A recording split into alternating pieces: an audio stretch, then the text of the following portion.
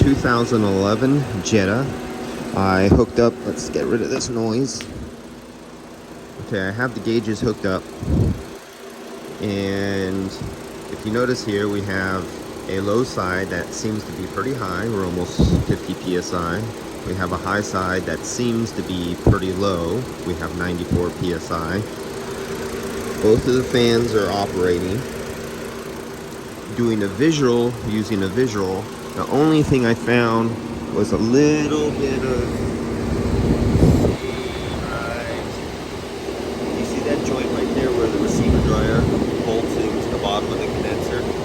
See that little oil mark right there? That's my only visual going over this vehicle, looking for visual leaks. I can see all the way to the expansion valve, if you can see right there. And that's nice and clean and dry. And then the hoses and lines going all the way back to the compressor. So visually, everything's okay. I'm gonna break out my refrigerant leak detector. Am I low?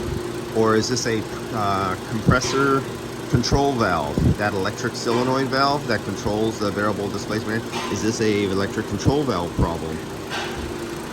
We call for 525 grams of R134.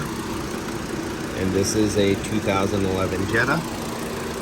So I'm gonna go get my refrigerant identifier, and I'm gonna test the refrigerant first before I go any farther. I wanna know if it's mixed with another refrigerant. I wanna know if it's saturated with air because someone has a high air content. Then I'll recover out the refrigerant and I'll weigh how much refrigerant comes out and put off my, I shouldn't assume, because you always make an ass out of me and you when you assume. Remember, the teacher taught you that. But I'm gonna assume, not knowing that the system is full or low or anything like that, I'm gonna assume compressor control valve, just because it's a Volkswagen and that's what they do.